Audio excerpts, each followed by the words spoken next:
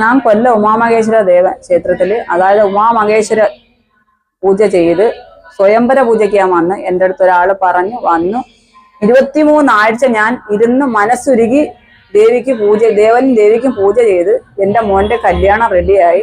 May 11 എന്ന് എൻ്റെ മോൻ്റെ കല്യാണം. നിങ്ങളും അതേപോലെ കല്യാണം കഴിക്കാൻ നടക്കാത്ത കുട്ടികളുണ്ടെങ്കിൽ അവരുടെ അച്ഛനും അമ്മമാരും വന്നിരുന്നു ദേവനെ മനസ്സുരുകി നിങ്ങൾ പ്രാർത്ഥിക്കുക. 23 പൂജ ചെയ്യണം. 23 പൂജ ചെയ്യുന്നതിന് മുമ്പേ നിങ്ങൾക്ക് ദേവനും ദേവിയും നിങ്ങൾക്ക് അതിന്റെ ഫലം തന്നിരിക്കും, ഉറപ്പാ. അത് അനുഭവക്കാരിയാണ് ഞാൻ. അതുകൊണ്ട് അറിയുന്നവരോടും എല്ലാവരോടും പറഞ്ഞ് ദേവിയുടെ മുമ്പിൽ വന്നിരുന്ന് മനസ്സുരുകി പ്രാർത്ഥിക്കുക. മക്കളെ കല്യാണം നടക്കാത്ത അച്ഛനും അമ്മമാരും മനസ്സുരുകി പ്രാർത്ഥിക്കുക, അതിന് ഫലം കിട്ടിയിരിക്കും, ഉറപ്പാ.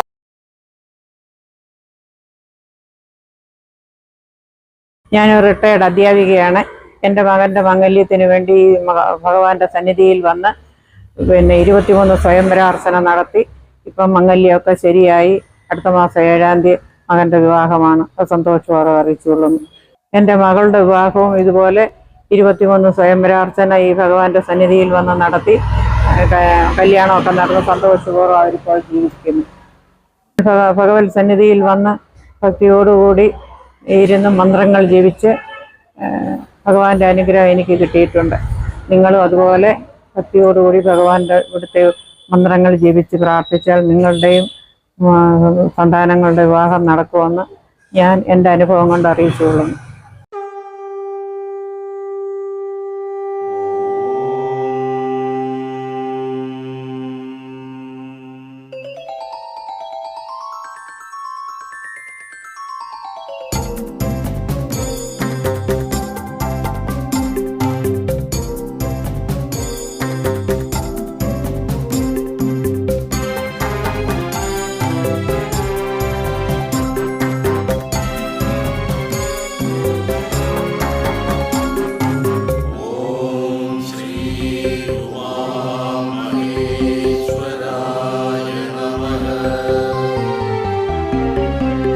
ഉദയാർദ്രകിരണം ഉണരും മുഷസ്സിന്റെ തിരിനാളമായിന്നു ഉണരുന്നിതാ.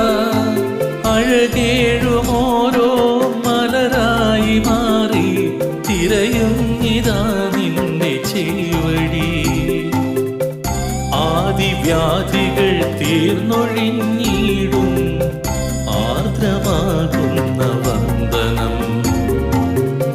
ശ്രീവിളങ്ങിടും ശ്രീലകത്തിലെ ശ്രീതരും തിരുവന്ദനം. കൊല്ലം ശ്രീ ഉമാമഹേശ്വര വന്ദനം.